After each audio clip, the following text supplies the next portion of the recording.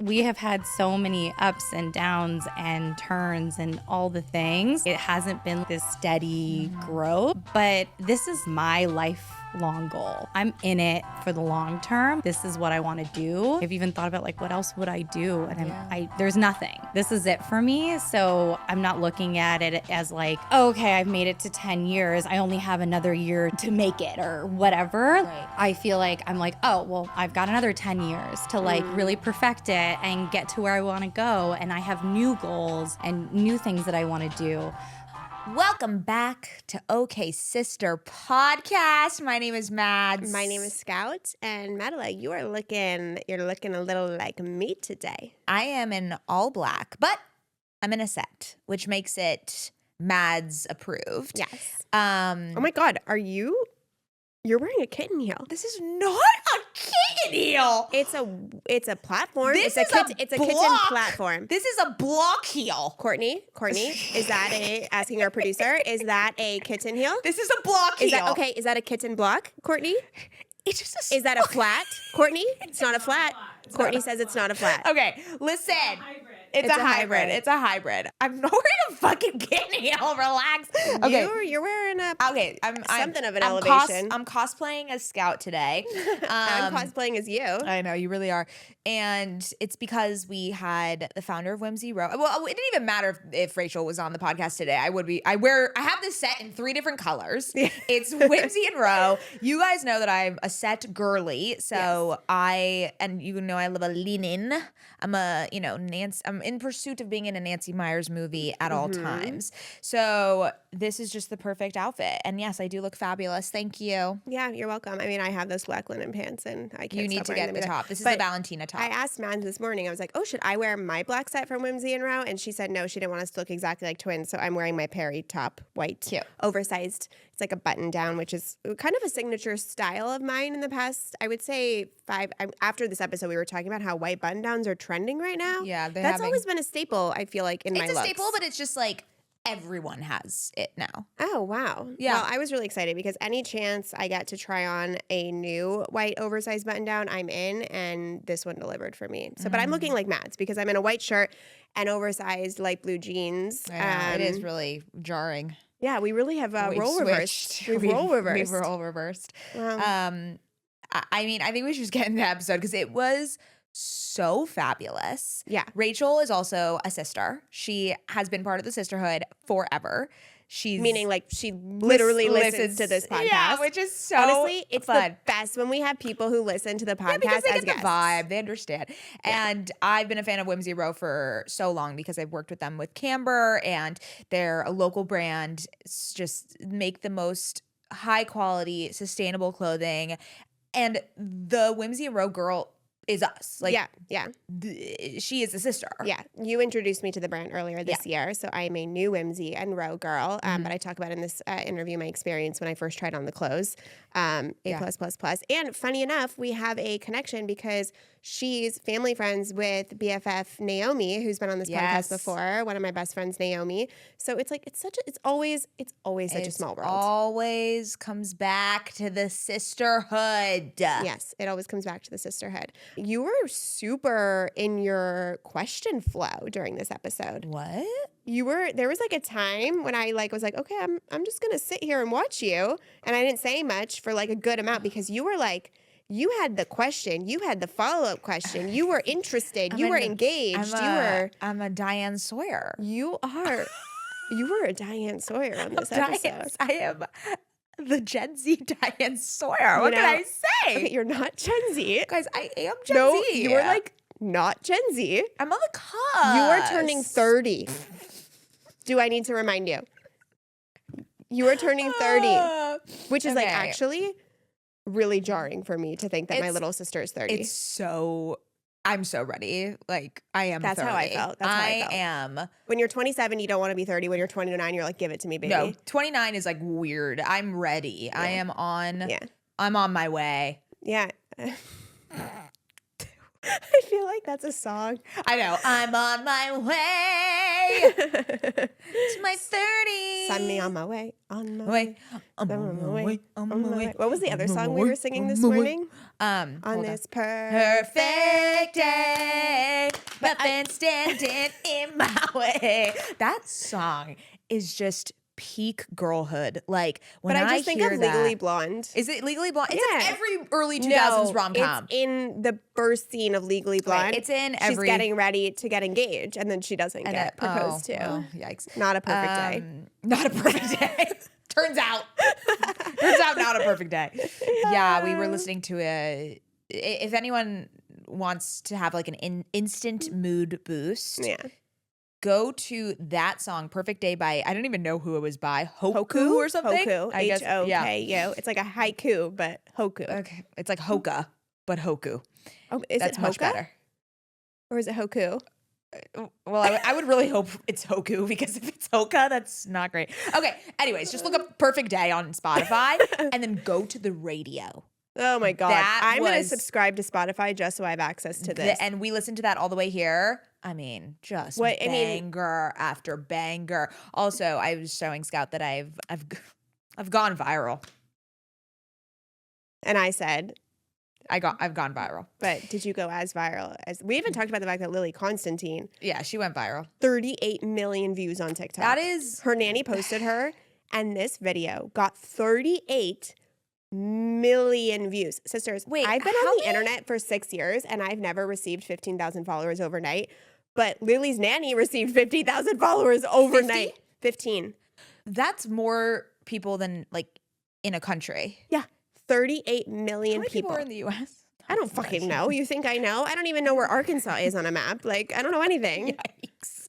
Anyways, that's a country of Yeah, people. at least it's California. I'm not sure. I'm gonna look this Yeah, up. how many people are in the U.S.? I thought it was 7 something.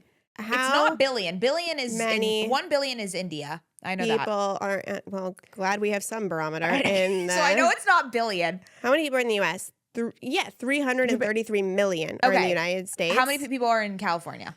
How many people are in California? 39 million. The entire, the entire state of California has liked Lily's. has viewed liked Lily. That's nuts. Yeah, it's That's pretty nuts. insane. I mean, she's made for virality. She is. Anyways, but I did go viral.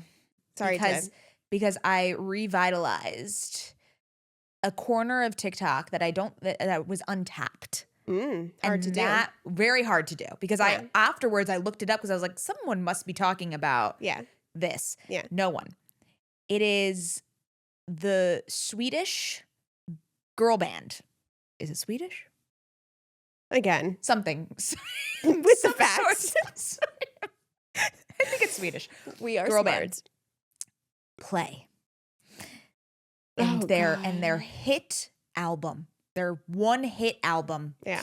And then where are they? Completely gone from completely went into obscurity after this one album. They were everywhere. Limited to, like, let me paint the scene for you. It's like limited to, we're listening to Play and Us Against the World. It's Lizzie McGuire movie.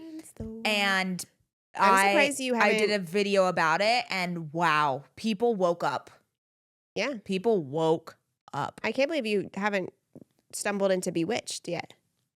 Bewitched. Say you will, say you won't, say you'll do what I don't, say good things, say la vie.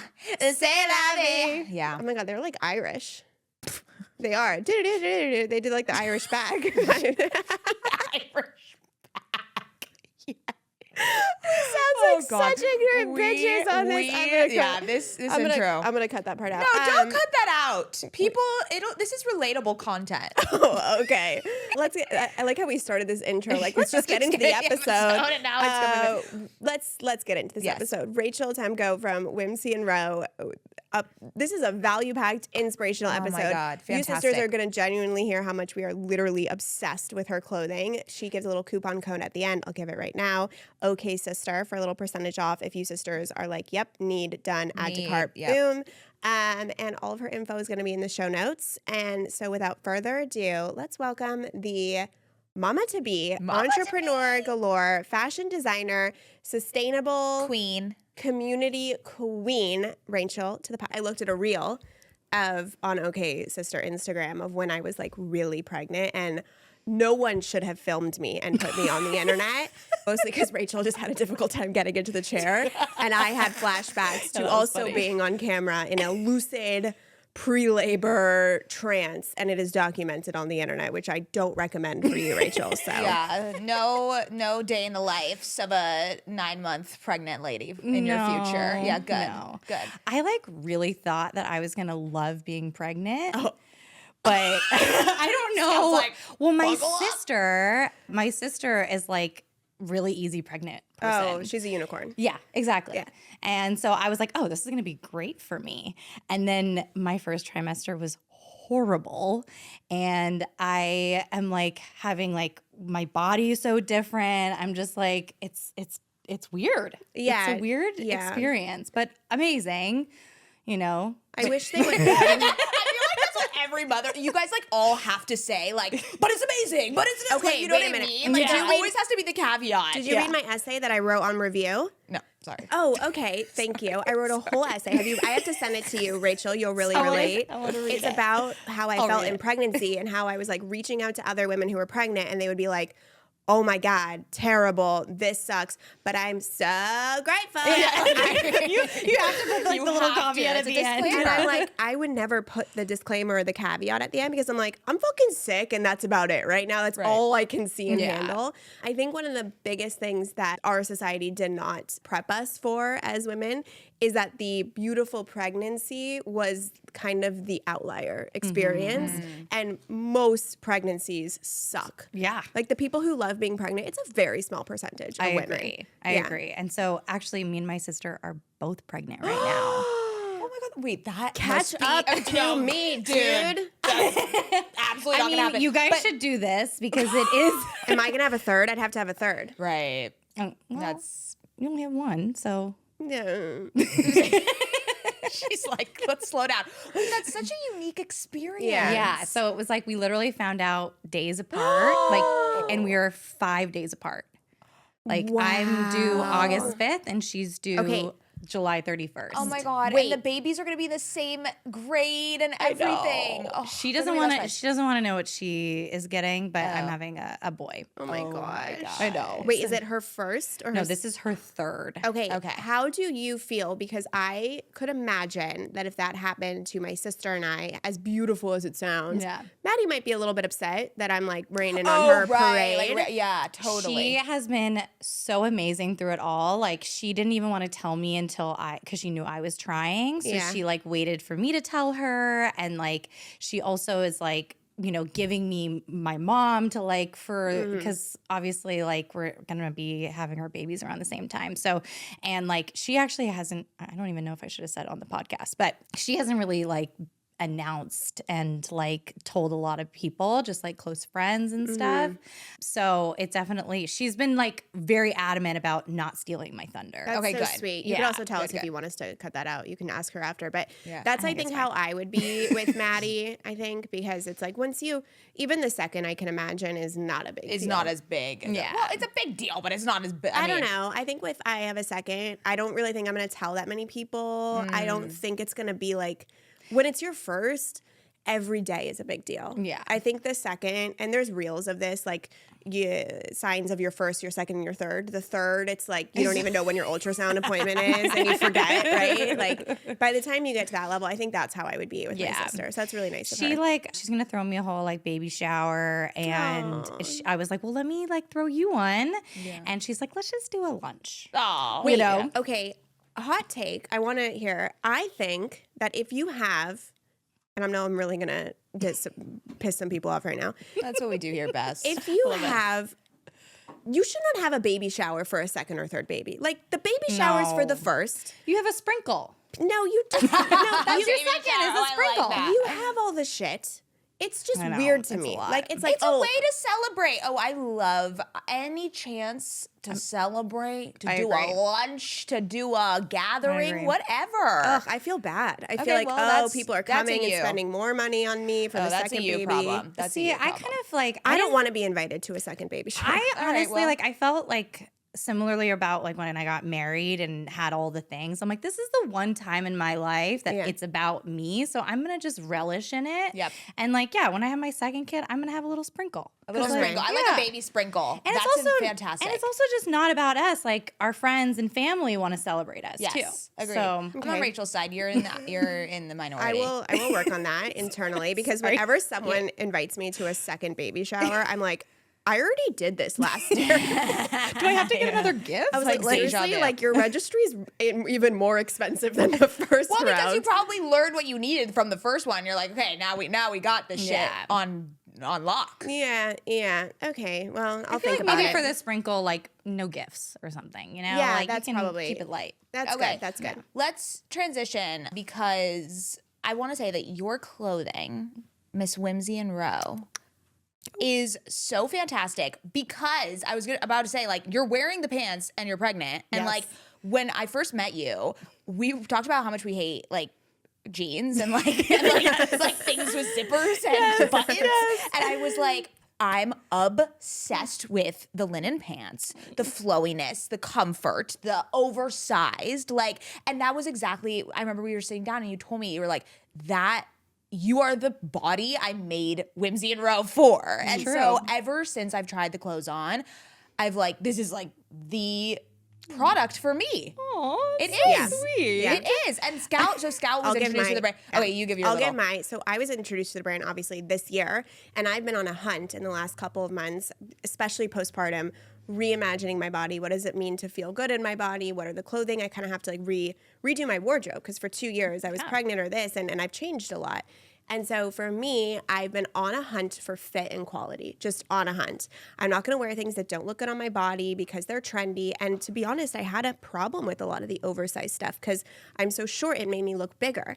And when I put on these linen pants, like these linen pants are your They're hero product. magical That pants. photo you post, like sent Oh us. my God. Amazing. Oh, there's many more to we come. already have it in Planoly. It's like going to be Oh, posted soon. I'm sorry. It wasn't the best quality. I will redo it with other things. I love it. I have been wearing the black linen pants. Right now, I'm wearing one of your white button downs, which is incredible as well. I've been wearing these black linen pants because my other goal is to always look put together. To look put together, to wear things that are flattering to my body, and to not be uncomfortable. Same. I have been wearing these black linen pants with a crop top, with a little sweater, with a tucked in tee, literally multiple times a week ever since I got them. And not just that, like the fit. You know, I think as you get older, and especially, you know, sustainability is such an important part of your brand, I think sustainable choices as consumers is a part of it, whether or not the fabric is sustainable or not, of just Right. like buying less but higher quality. And the second I felt your product, I was like, wow, this is quality. This is quality. This is quality. This is quality. These are Thanks, investment guys. pieces that I feel like I could tell everybody about and feel confident in that recommendation. So if you just want to like clip this and like listen to it every morning. I was just before gonna say, I was yeah, like, before you I wake need up. to hear this every morning because I Yeah. feel like I'm so like tunnel vision in Totally. Whimsy. Yeah. But yeah, I mean, like that's why I started Whimsy is because like I just want to feel comfortable and like I actually like have a hard time getting ready in the morning, you know? And so like having sets, which I know you're such a set girly, set girly. and having like these pieces that you can mix and match. And like I do wear other brands too that I mix and match into it. And like that is what like makes Whimsy is like wearing things that feel really good on your body. And like I love to eat. Yes. Like I am Say it louder for I those in the back. love to eat. So like I want to be able to wear things and you grow throughout the day. Obviously I'm growing right now. Yeah. But like You really do grow throughout you the day. really do. Like your morning self is way I different need than your three night outfits. self. I need three outfits Yes. for the day. Yeah. 100%. So I like to make things that you can like, we literally are like, okay, is there room for tacos? You know, like that's literally the how I barometer. design things and like fit things. I'm That's just a product development. Yes. Is there room for tacos? That's fantastic. yeah, or pizza or whatever you want to eat, you know? So it's like, I definitely try to incorporate that. And then also just like, you want to feel good. Yeah. You know, like when I don't dress my best in the day, like I don't feel great. So Yeah. I think that's so important too. I want to come back to the difficulties in getting dressed in the morning. But before we hit that, How did you start Whimsy and Row? Were you always into fashion? Is this an industry that you had to really teach yourself? Like, what was the impetus and the inspiration that really got you to launch the brand? Yeah. So me and my sister and my mom have always been into fashion together. Like we would always like go to Nordstrom trips and it was like so much fun. So then when I needed to go to school, I was, I really wanted to go for fashion merchandising. Ended up doing that and then moved to LA, got jobs in fashion. I actually worked at like Stitch Fix and Aritzia and like all the places. And then I just like never liked any of my bosses. I just had a really hard time finding a company that fit. And then even like trying to look for other jobs, I was like, none of this is hitting. And my parents are both entrepreneurs. Like my mom owned a chain of salons. She was a hairdresser. My dad works in mortgages. He was a loan officer. And so when they saw that I was struggling, they were like, why don't you just start your own? Which I feel like now they're probably like, why did we say that? They're like, Because they've definitely had to help me a lot. It doesn't, you can't do it on your own. And so, yeah, I just bought vintage and like popped up at flea markets. Like I was like, what year was this? This was 2014. Okay. Wow. Okay. Cool. Yeah. So I literally was like at the Melrose Trading Post and I did this pop-up on Abbot Kinney every single weekend for like 2 to 3 years. Wow. Selling vintage and then selling some other brands. And then I kind of fell into like, I was like, oh, there's nothing like I'm really gravitating towards like clothing wise. And I don't even know if these places are sustainable. So I was just like, why don't I just try making my own line? And then it just kind of gradually. So what is sustainability? Sustainability. What a question. What a question. I'm happy you asked. Because I think the reason I asked so bluntly is because I do think it's a buzzword, and I do think there isn't this one definition that people are really like. It's like consumers- organic. It's like, what does that mean? It's like, what does that mean? Yes. Is it actually organic? We don't know. And so to you, why was it important to be sustainable, and like what does it actually mean when it comes to clothing? So working in the industry, quickly you see how damaging it is to our environment. Just from like the fabrics being made, from the people being treated, to like the dyes, it's just dirty. And it's just, there's so much waste. So I knew that when I started my own brand, I was like, there needs to be a better way.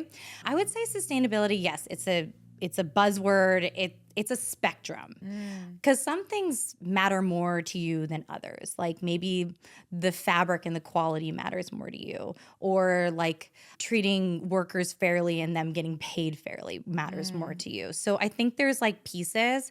I like to use the word eco-conscious because fashion is never going to be sustainable. Like it's a wasteful industry, like we're doing everything we possibly can, but we still have waste too. So I would say I call us more of an eco-conscious brand. So every single decision that we make, we think about people and the planet first.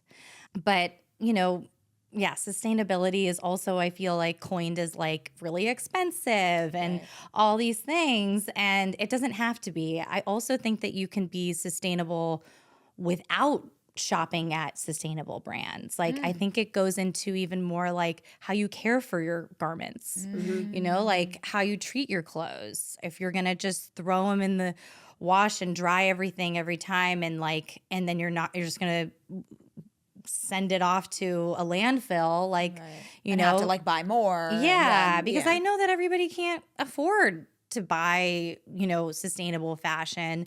It's a luxury.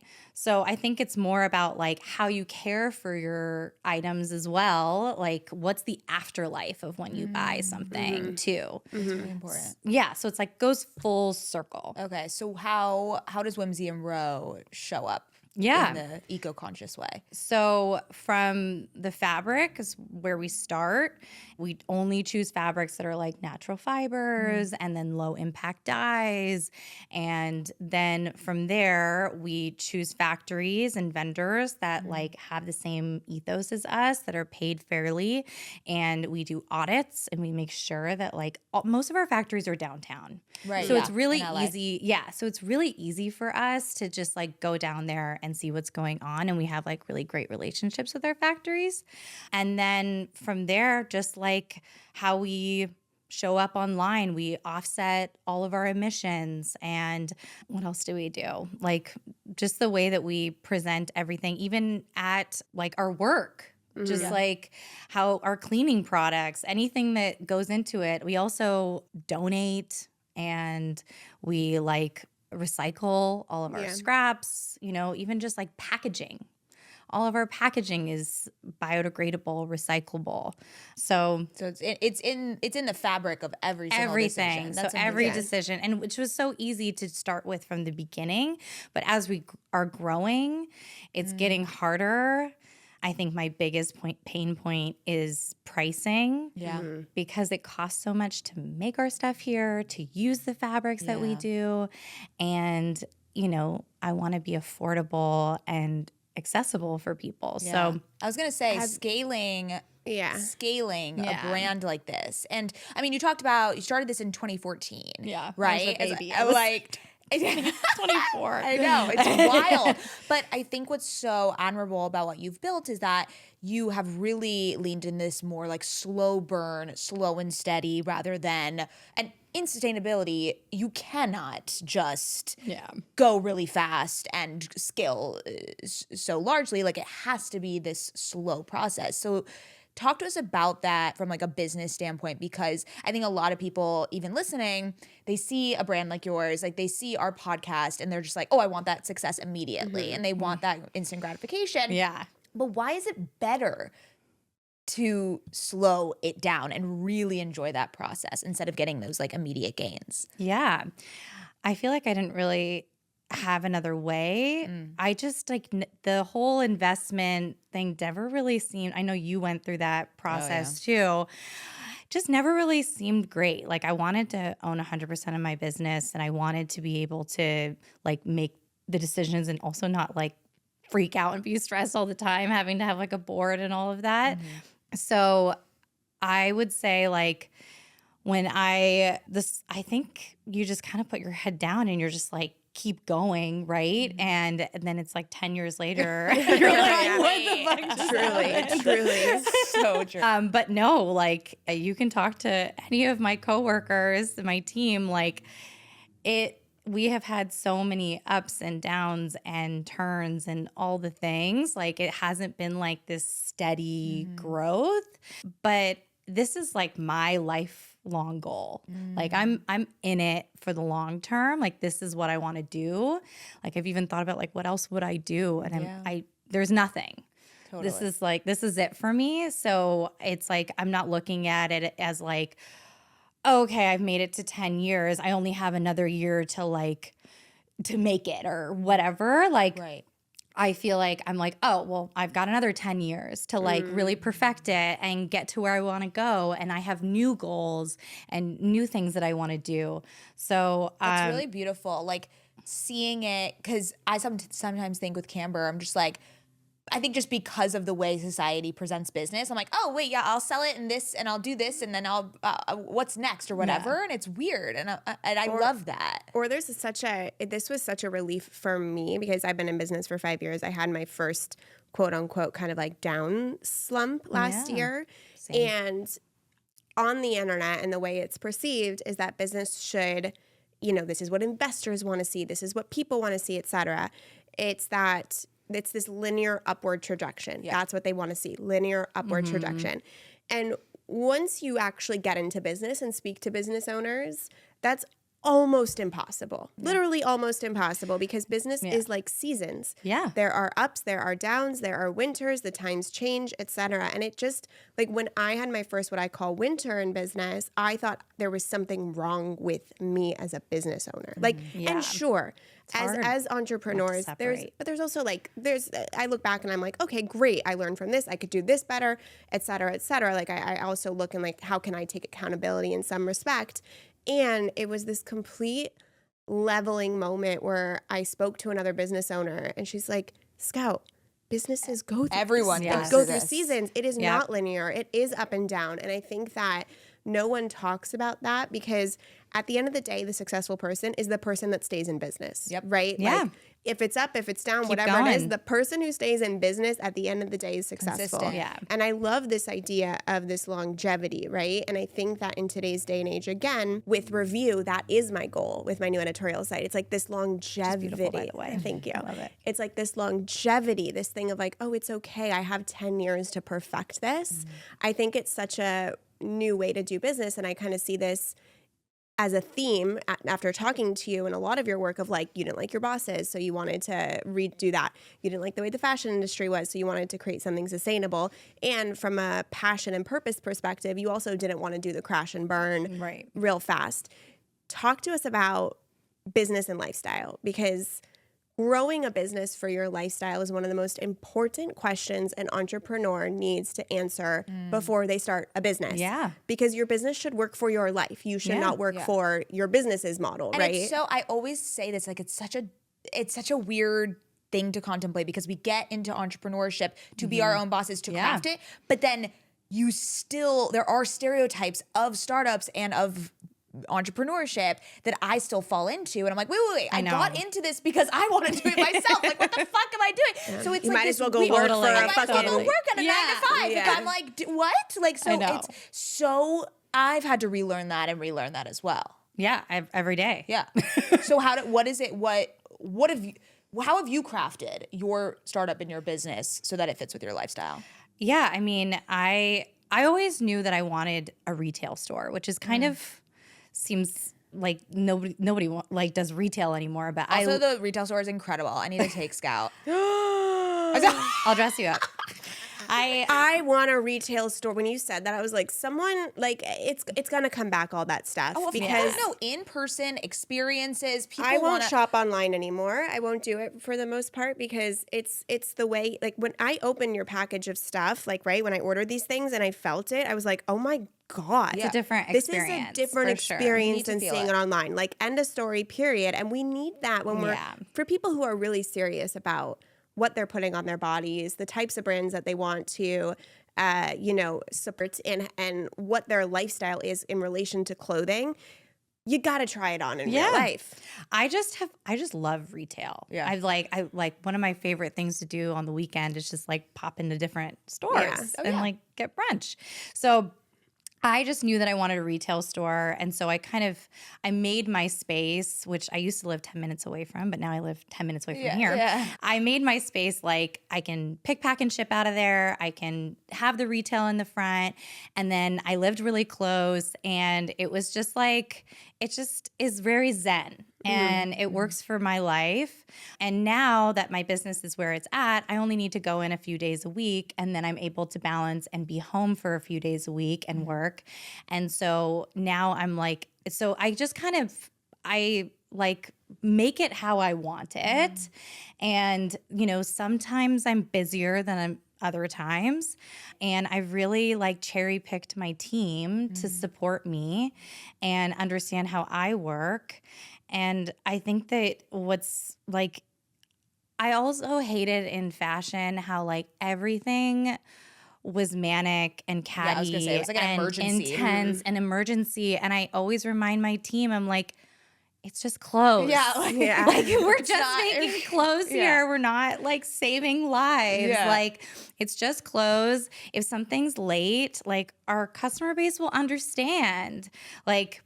And we'll figure it out. I think that's the biggest lesson that I've learned throughout all these years is you learn quickly how to pivot and you have to trust your intuition because like you have the answers. Like you figure it out.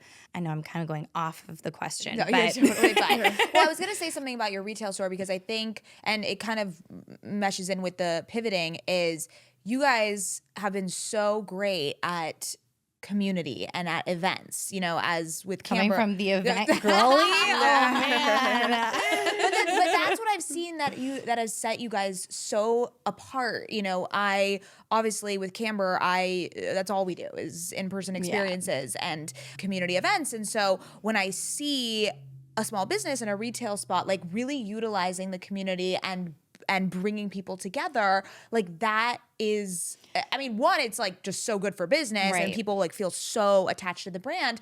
But talk to us about how, was it just because like, okay, we have a retail spot, this is like our hangout? I love hosting. And I love cooking and I just love being in person with people, and I can talk about Whimsy all day long every day. So it just felt like I married everything together into this space.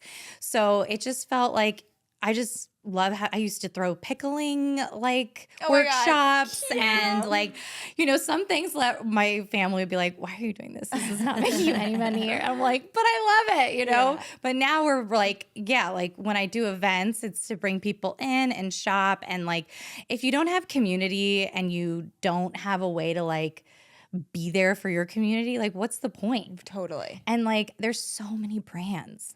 So it's like, why would somebody choose me over the thousands of other brands that there are? And I think it's because like we care. We care a lot and we want to show up for everybody and be there for them. And we throw these events to have fun. Yeah. You involve your consumer as well, which is something that has been really interesting, I've noticed about brands, is that they focus so much on influencers and gifting and making events only accessible to influencers. So it's not and those people are not buying your product. Yes. So, you know, with Camber, everything we do is public facing and community focused. And so like when brands come to us and they're like, and which is fine, well, we could do influencer events, that's fine. And we have a network that way, but that's what they want, is they want the public. They're like, wait, oh my God, you're doing events for, like, we know how to do events for influencers, but like we don't even know how to do it for our consumers. And it's so strange to me because I'm like, why wouldn't you treat your consumers, the ones that are actually fucking paying for your shit? Yeah. Like they are influencers. And that's what you do. No, talk. Well, so I've thrown influencer events, and after I do them, I'm like, what did I what was that? I'm like, did anything happen? You know, because you do this like super nice dinner and like, you know, you gift so much stuff. It's so much money. Totally. And at the end of it, I'm like, I don't know if that did anything. Like, it's not a good feeling after you have an event and put so much effort into it. So we definitely do a mix now. And like, if we do influencer events, we also like invite our friends too, because like, I think that also brings in the community. But also like our events are not always focused on purchases. It's more community driven because a lot of people come into the store too and are just like, oh, I just want to see everything in person and try it on and then shop online. So there's that element. But yeah, I struggle with the influencer marketing a lot. I think it's changing. Oh, it's going to go significantly. I can't keep up. So I read the book Purple Cow by Seth Godin, which I recommend to every single entrepreneur, brand builder, etc. And he has this. It's I've never heard you talk about this. I just read it. Oh, you just read it. But Seth Godin is like he's the marketing guy that you go to. Purple Cow. Yeah, what's a purple cow? So he says that if you go and you see a field of cows, you're like, oh, there's a bunch of cows, right? But if you saw a purple cow, you'd be like, holy shit, there's a purple cow. Whimsy and Row is the purple cow. Yeah. So I don't know what that means. Well, the point being is like you want to build a brand in your industry that's different, right? But he talks about how does a brand actually pop off, right? Like where does the inflection point come from? How do you get this loyal fan base? And he calls them sneezers. In the beginning, you have sneezers, people who are diehard, love your brand, are going to tell everyone about your brand. And the sneezer the point being is that the sneezer is not necessarily just an influencer, right? Like they could be just brand evangelists, a regular affiliate. A customer. I don't like this guy's metaphors. No, you need to sneezers. I know. Okay, guys. Okay, affiliates. Guys, this is like the marketing holy 101. grail Okay, marketing. okay, It has okay. been around for Sorry, 20 sorry. years. Sorry.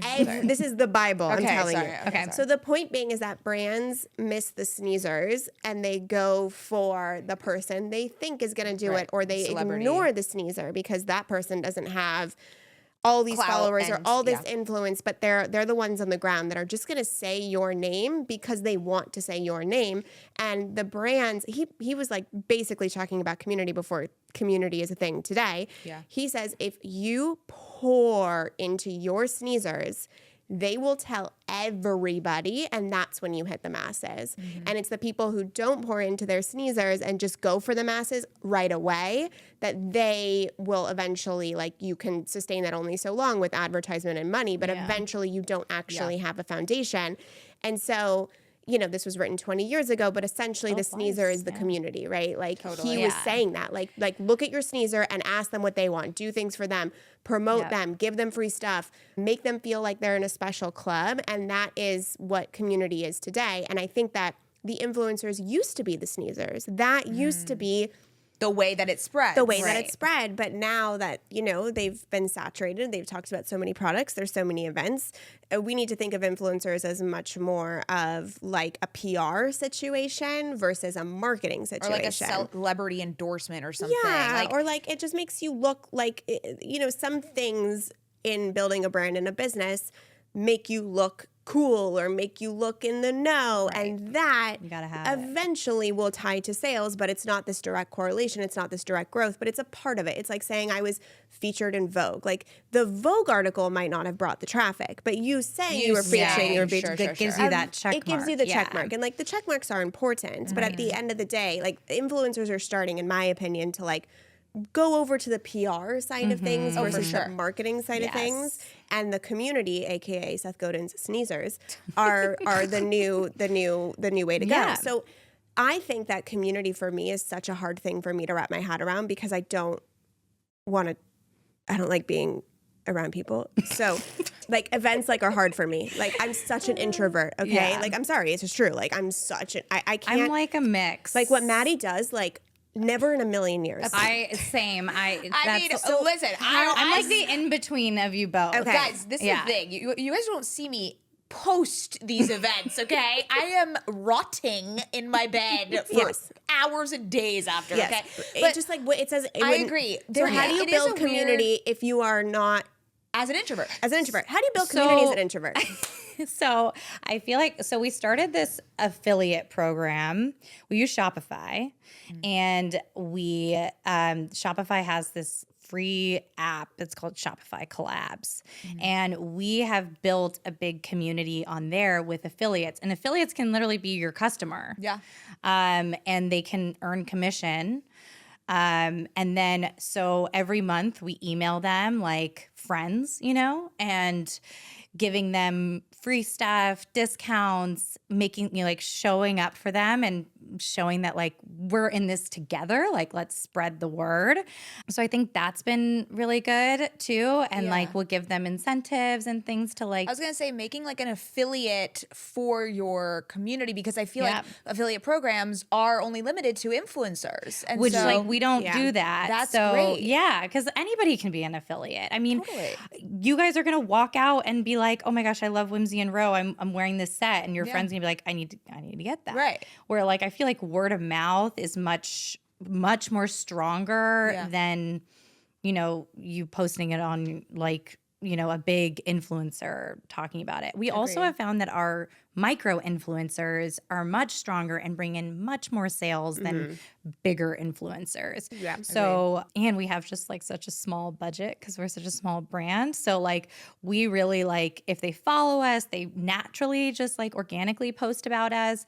We will continue to give them stuff and let them in on like new launches and stuff. And it just feels so organic and natural than going to this big influencer and being like, "Hi, like, can you wear our stuff and talk about us?" Yeah, it's weird. It's the organic part of it. I think you've done so well, and you've just like made people feel like they are a part of the journey, and that's all people want. That's all people want. They want just want to be fucking part of the journey. They want a good story. They want to be a part of the journey, and like I'm here for it because like, and I'm an open book. It's been like it's working. it's it's been a journey. Yes. Do you know who Aurora James is? Yeah, why does that sound so Okay, so familiar? she's the founder of Brother Vellies. She won the CFDA fund a while ago. You should read her book because her whole thing is that she's a Brother Vellies is a shoe and handbag company, and it's built by artisans in different countries. So, Africa is where it really started. And her struggle in her business was, how do I create things that are quality, sustainable, a lot of the same values that you have, and then that scaling issue, and then that price point issue. And she talks a lot about that. So I don't know, as you were talking, I was like, you really should read her memoir. Because I have a notes of like OK Sister, so many things. Shut up. So much stuff. Like all your smut novels, like all your business things. I have literally it's like so us. The smut novels and the business. Like literally the dichotomy of this That's fucking what you come to this podcast, to get a smut novel and a business book recommendation. That's all you need. That's all you need. I mean, it's like I'll have to show you after this. Oh my God. It's really long. Oh my God, I'm so excited. Can you screenshot that? I want to have it. That's so funny. That's fantastic. Yes, we need to add it to our Amazon Okay, so any other sisters who are listening and have a similar notes, add the Linen Whimsy and Row to your notes app. Okay, what over the years since you've been in business for a long time, it's so beautiful to reflect on that longevity. What are some key moments for the brand where you look back and you're so proud of yourself, or you were so excited, or you were like, holy fuck, this is my life and this is my business? Oh man. Oh wow. Take your time, because I want you to pull it out of the reservoir, the locks. Yeah. I'm like, wow. The archives. There's been a lot of moments, but I'm like, to think of just one, like I do feel like the top you're wearing had its like viral moment, and we make like thousands of them now. Awesome. This top is a magic top. Yeah, I'm buying that top after. I'm so excited. Oh, Scout, you need this top. I'm gonna go buy it. Valentina top. Yes, Valentina top. I have it. Thank you. This is an audio platform. I would think we would know that by now. I have it in 3 different colors. I want you to put it on the other way because you have huge tits. Are you trying to make up for the fact that now? No, I have. You literally just said I have small boobs like 3 weeks ago. Sucked the boob out of her. So get ready. Get ready, Rachel. The boobs are going to be gone. But listen, she does have you have bigger boobs than me, and so I really want to see it the other way, because this is a reversible. And the first time I put it on, I was like, oh, this is a lot of boobage. It's fantastic. So I want you to do it. Wait, this is so funny because Maddie's fiance Ben, his threshold for Maddie's cleavage is if like this one freckle is showing on her boob, and the freckle shows when I do it the other way. That means she's being a little bit too whatever. And I was like, I don't have a rule like that. I walk out of the house and my husband's like, you can totally see your nipples, and I look at him like, oh, thank you for letting me know that I have nipples. Yes, and. So I think that's hilarious. We should try it on after, and you can film what it looks like on either side. Oh my God, I'm done. We'll love do a the nip reversal. slip. I love a nip slip. I'm all about it. We love a nip slip. I'm all about it. Yeah, she's all about it. What was your question? I don't remember. A moment. A moment. Yes. The Valentina top. The Valentina top, like that popping off was like really a time where I was like, whoa, this is happening. Honestly, the one thing I can think of, because maybe it wasn't like too long ago, but during the pandemic was like one of the hardest times for us, but then it became like one of the best times, because it was like no sales, and then we were like making all these masks, and some of the first people to make all these masks. And then once the world like started picking up, we just like grew like crazy. It was insane. And I've never seen growth like that for us. What do you pinpoint that? Or it was just, I think everybody think everybody just was sitting at home and didn't have anything to do and had all this expendable income. Right. And also like people were getting supplements too. What's the word I'm looking for? Supplemental. Yes. From the government. So I think that it was just like, and people just wanted a package delivered to their door. That was the only highlight. It was the highlight of our lives. So it's like, and everything we did was like on social, everything was just like great. Like we couldn't post anything that was wrong. You know, it was just like everybody, it was like, okay, this is the moment that I'm waiting for. Like that was definitely a time where I was like, hell yes, like things are working. Yeah. And then Did you wait? Well, I was gonna say, I was gonna say, I'm gonna predict right here, right now, that podcasts at the end of this year are going to be talking about this because business owners, I believe, are still going through it. Yep. It's 2023. We saw the COVID spending stop.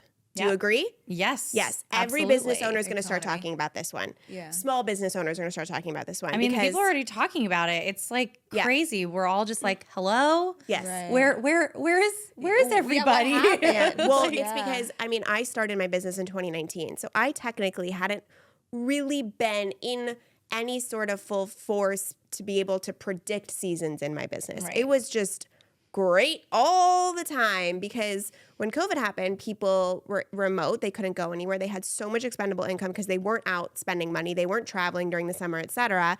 And so it was so easy to sell and to get clients. Yeah. And then across the board, all my business owners last year, something around the summertime, like talk of a recession, people started traveling again, and the world really did get back to pre-pandemic, and budgets just changed. Yeah. And we all were like, oh, this is the post-COVID slump because it wasn't going to stay that way forever, which also such a tip and beautiful lesson for business owners that when you're riding that high, it doesnst stay there forever. It always does go down eventually because seasonalities and stuff like that. I mean, we've always had seasons. Like literally we're starting to pick up now because the sun is out. Like it's like we're like, we need the linens. Yeah, exactly. Totally. Like people literally shop more when it's sunny. Totally.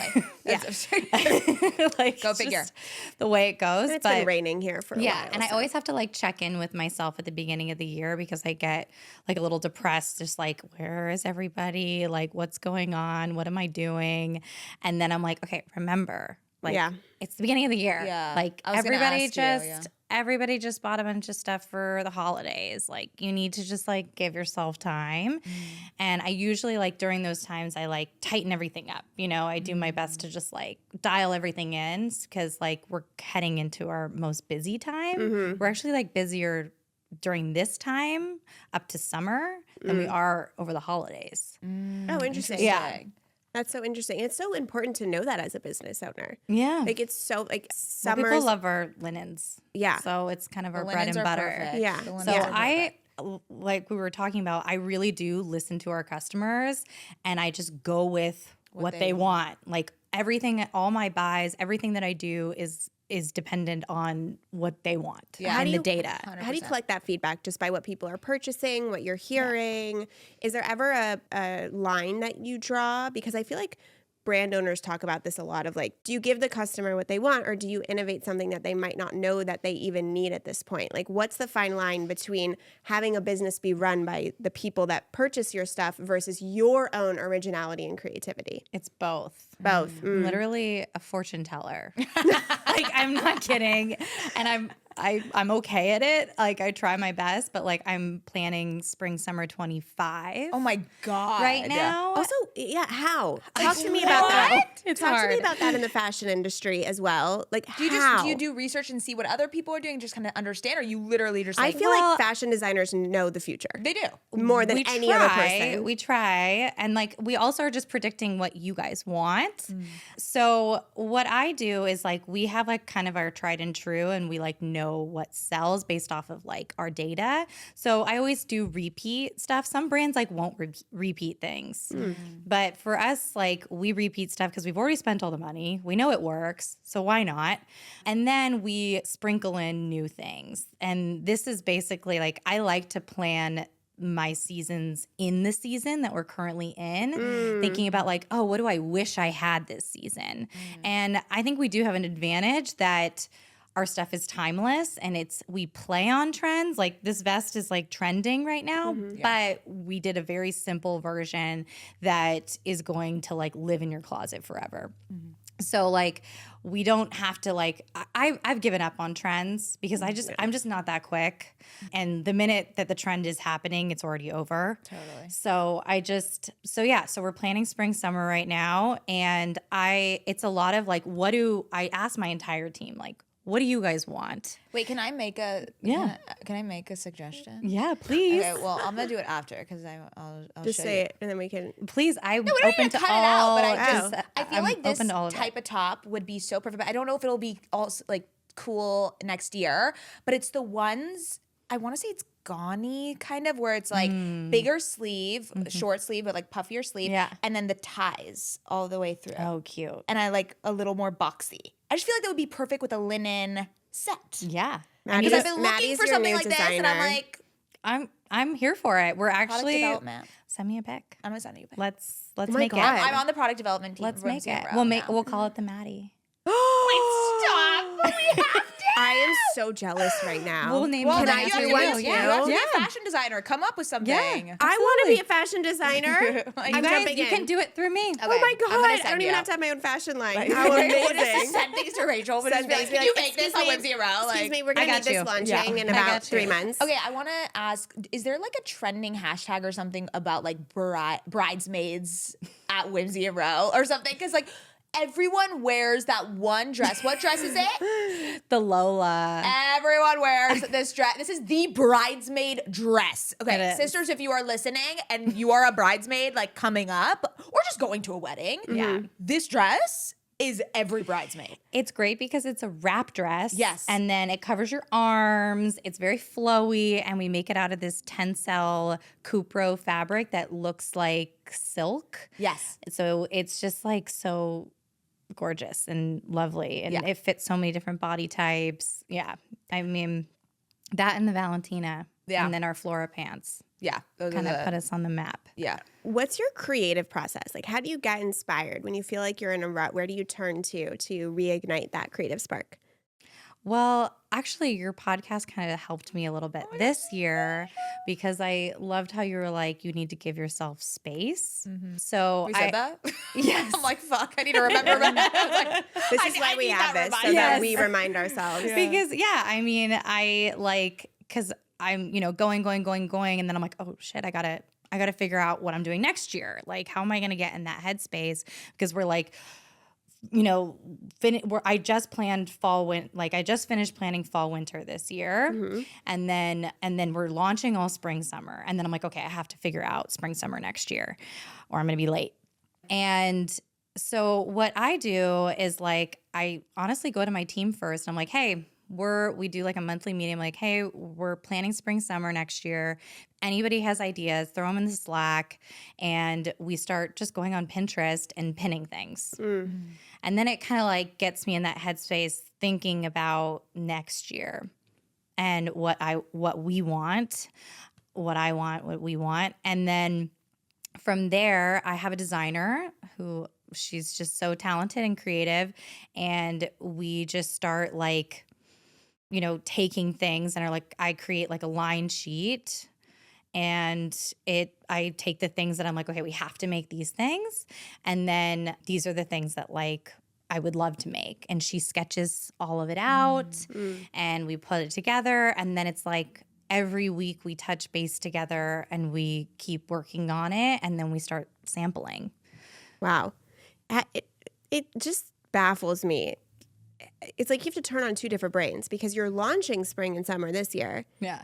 but then you're already a year. So you're kind of like, what do we make? Like, what did It I is, no, it is like truly the most interesting part about the fashion. Do you struggle with that or are you just so used to it? No, I struggle with it because I wish like I could just take a break.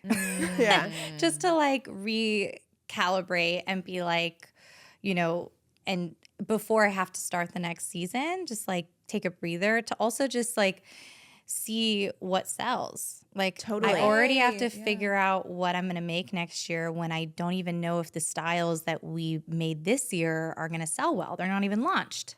That's so so crazy. hard. So like And it's hard to stay in the present. that too. is my biggest battle. But what we do is like we kind of put them as placeholders. We're like, all right, these are already fit. They're perfect. They're great. Let's give ourselves more time to see how they sell. And then we can either keep them or drop them. So One question before we transition over to talking about how you're preparing for motherhood and being an entrepreneur. If you had to describe the Whimsy and Row girl, how would you describe her? I was going to ask that. Oh, it's like we're sisters and hosts together. I know. Who's the way? I mean, it's me. it's us. It's us, guys. It's the sisterhood. It's the sisterhood. It really for is sure. the sisterhood. Yeah. Because there's very few, I mean, I shouldn't say that-ish, but like, there's not that many brands that I think Mads and I wholeheartedly love Together. get. And it's brands for the ones that we do love together are ones that are quality pieces that can be styled kind of like any which way, right? Like Yeah. I'm wearing this, which one is this? It's the Perry top. The Perry top with, little kitten heels, right? Maddie would wear it probably a little bit different. She'd probably wear her Birkenstocks with it, right? But, well, you would. I know. Just like Same. You know what I mean? Yeah. But it's like the brands that can translate to Maddie and me are usually brands that are very quality based, very soul centered, if that makes sense. Like there's a soul behind it, and it can speak to the core of us, but then we can also wear it with our own individuality at the same time. Yeah. So that's what Whimsy and Row means. Oh. Whimsy is the feminine side. Oh, there we go. And row is the more masculine row, like in a row. I don't know why I'm not in a row. In a row, like more minimal masculine logic, side. Like I feel like some days you wake up and you're like, oh, I want to like feel girly today and feel flirty, and so we have styles for that. And then we have the styles where you just want to like wear a button up and like look tailored. So like I just feel like we're so, as women, we're multidimensional and we're not like just this. And I always struggle with that with my styles. Like some days I want to be more like this. So it's like, why not? So that's why we have like a range of so many different styles, but that can all go together too. Yeah. Beautiful. I love it. Should we do a pulse check on you if you need to nosh or run to the restroom as they I just need some water. Yeah, take some water because I do want to ask you about the pregnancy side of things while honoring the pregnant body real quick. I'm going to need some advice. We have my to gosh. honor the pregnant body. You do have to at all times. People should be walking. They should be clearing the seas for you. The Red like Sea. Moses. You are Moses. And the Red Sea should be cleared for you at all times. If anyone doesn't give you their seat somewhere, they are a terrible person, is how I look at it right now. I want to talk about, obviously, motherhood and business. It's something that's very near and dear to my heart now that I have a year and a half old. A little baby. No, you have a toddler. I have a toddler. Nuts. I have a toddler. I'll show you 2 different photos of her because it just happened. In like 2 weeks, I was like, what? You're not a baby. You're a toddler. How are you preparing since you're like, I don't know, between 4 and 5 months pregnant? Yeah. How are you preparing to be a mom and a business owner? So I haven't done a whole lot, but I've done some. I've been like preparing my team and like definitely making sure everybody's on the same page. And I am going to take some maternity leave. Some equals like a month or 2 months. I have no idea what that's gonna look like. So that's kind of, I've been just chatting with the team, being like, just trying to prepare us for that. And in my mind being like, okay, the next few months, I'm gonna just dial everything in so that when I'm gone those months, that like I feel good and my team is supported. But they also know that they can still message me, like I'm still a person, but I just won't be as like hands-on like I am currently. And then personally, I started my nursery. So that feels like a step forward. I have like a crib and a dresser. That's such a fun like, process. Yeah. So like I feel like I feel like I've started, you know? Yeah. But that's kind of it so far. Yeah. Because I got like 4 months left. So I was gonna say, I feel like, and Scout can kind of talk on this, but like I feel like it's kind of you just figure it out as you go. Now, are you open for some advice? Please, that's why I'm here. Your team cannot message you. Okay. It was, as someone who's a business owner, it's so hard to walk away. It's so hard to walk away. And if there is a little bit of an open door, it's going to drive you insane. what I did, which I loved, it was like 1 month for sure, no matter what, I took my like Gmail calendar notifications off, my email notifications off, and my Slack notifications off. And I did not enter any of them. Okay. I did not look at an email because the minute you open the portal and the door up, you're done. And Okay. I had one point of contact, my director at the time. We talked on the phone weekly. We had like a 20-minute chat, and she just let me know what was happening. Okay. Just so I'm like, okay, my business hasn't burnt down. Like, Right. things are happening. Everyone's happy, right? Because you need that security, I think, as a business owner. I think it's unrealistic to check out fully. It just is. Like, this is tied to everything for you. So for me, it was that. And then I missed my team. So I'd be like, hey, I'm going to pop on the team meeting and just show you Lily and then walk away when you guys start talking about work. And it was the best gift I could have given myself. I had someone who I trusted who was reporting back, so I felt like I knew and I felt safe and secure that things were going well. She knew if it was an absolute emergency, she could call me. And then after the month, I was like, okay, I'm going to go into emails. And then I kept it very fluid. I think actually one of the perks and positives of running your own business and having a baby and becoming a mom is that you get to go back at your own pace, where a lot of women go on maternity leave and then it's like, boom, full time, there you go. And that's really a lot. hard. So for the first month, it was zero communication except for my weekly check-ins with my director, who gave me like very high level good news. The bad news was not allowed unless it was like serious, right? And then I opened up my email week 4, like at the end of week 4, so early week 5. Okay. And then I spent the next month in emails. I was like, you know what? I could take 2 calls this month. I took 2 calls. Then month 3, I felt like I was working like 10 to 15 hours a week, and it felt good to get back in my routine. And then I added and added and added. But looking back, for me, having that month silo away was so needed and important, because you really do need all of your positive energy on healing your body and your baby. And it just allowed me to be in that space only. Okay. And it also was the biggest blessing, because as entrepreneurs, we have this misconception that we have to be there all the time. We have this idea that no one can do it better than us, that if we're not checking in, the business is going to go down the drain and blah, blah, blah, blah, blah, blah, blah. And it really, really taught me, and it was so good, because when you're a mom, you're going to need this, that you can pass the reins over. Yeah. You don't need wanna, that. I'm learning this too, is like, I've kind of built the business. I don't want a business where I'm indispensable. Yeah. Wait. No, you want to be dispensable. I want to be dispensable. Yeah. Like you know what I mean? Yeah, because same. what the fuck would happen if I was pregnant, if I had a baby with Camber? Like, it can't. So it's like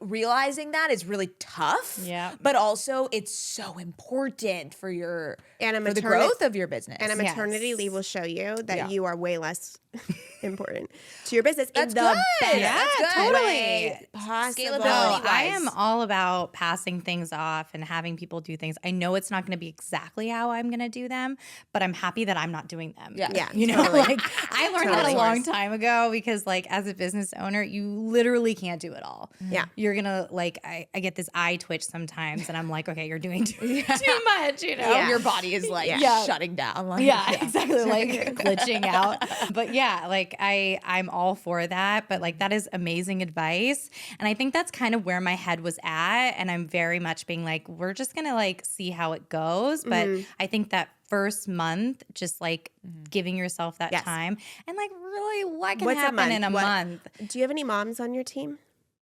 Okay. I was so lucky that my director was a mom. Okay. So she knew. She laughed. She's like, Scout? No, that's not happening, because she knew. And so I am the mom that works for you right now. And I'm telling you, right? you. Like you Thank kind of need that, right? Because Yeah. like I was so lucky that she understood what I was going through. And so she put the boundaries up that I couldn't, as the business owner, put up myself. Yeah. So just pretend that I'm putting up the boundaries for you, because it was the best gift I could have ever I feel received. really lucky that my team is like so supportive, and I think they're like, even this is so small, but like even like when I went on vacation, like for my honeymoon, like no, every time I tried to get in Slack, they're like, nope. Yeah, like that's good. you know. Good. So and it was Good. like 2 weeks, and even the week of my wedding, like everybody was just like, no. Yeah, great. So, and like people figure it out. You know, like if you don't answer, it's just close, as we yeah, said, just right? close. Like, Just and if close. you don't answer, like they'll take the opportunity and figure it out on their own, and it works out. You know, so Yeah. I'm not that worried about that month off. But yeah, I think it's better to like. I wanted to like, and then the second month I was like, I'm gonna ease myself back in. But who knows, like. Maybe he's gonna be like a nightmare, and No. I keep he'll telling be him every angel. day. I'm like, you're just gonna be chill, baby. Yeah. I'm gonna bring you everywhere like a little accessory. If he's your baby, he will be a chill baby. Yeah. Like we have no doubt. Yeah. Okay, we're gonna ask you the last question, which like since Rachel is such a sister, I feel like you know the question we're about to ask you. Did you prepare? Yes. Oh yeah. Okay.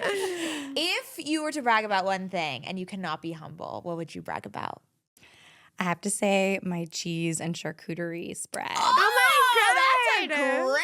I love it. I like love whipping up a cheese board, and I would love to make you girls one sometime. 100%. But I just love cheese, and I just love all Same. the fixings that go with it. That's like one thing during pregnancy that I'm like, oh, I can't have any like charcuterie, you know, like the right, the meats. But yeah, it makes me so happy, and like giving it to somebody else, they're just like, wow, you just put this together? Yeah. Oh my So gosh. I definitely, yeah. You just have a have a- knack for charcuterie It boards. kind I of comes love in it. my family. I We're all love like it. kind of good at it. Damn. Wow. That is a skill set though. One I don't have. Our Neither. mom, I can our teach mom you. is incredible. We should do a charcuterie board making, arranging Camber times Whimsy and Row class. Wait My a minute. God, yes. I was just thinking, I want to come document how to do a dinner party with Whimsy and Row on review. Yes. Wait, that Should we do like a three-way? I love it. should we do I a love it. three-way? Yes. Down. I was like, can we do like? Can I document how to do like a hosting party with Whimsy and Row at your store and document it and do a Yeah. whole interview around it? Perfect. We came out with like a home collection. I could give those to you guys Oh too. my god! Did I know that? Obviously I not, don't because think- you would have remembered. Wait, We made like with our scraps of fabric, we made like napkins and I table love runners and that. aprons. Oh my god, cute. Oh my god! Oh wait, this is like so our element because I'm perfect. gonna just document Love it. the event, Yeah. and like write about it, and then you can I plan feel it like and be the that's host. so unique. I feel like no one's done that. Yeah, you guys, definitely needs a charcuterie board. Okay. Let's do thing. it. Done. Done. Done. At Camber X, Whimsy and Row Yes. X review. Yes. Oh my god, Love I it. love it. Love it. Okay, let everyone know where they can shop Whimsy and Row. whimsyandrow.com. Our handle is at Whimsy and Row. Yeah, That's it. And you can use the code OKAYSISTER for a little percentage off for you sisters to buy the linen pants. Yes. Yes. And the Valentina top. Yay! And where can we find you on Instagram? You said it. Oh, sorry. It's okay. Jesus Christ. Okay. Thank you, sisters.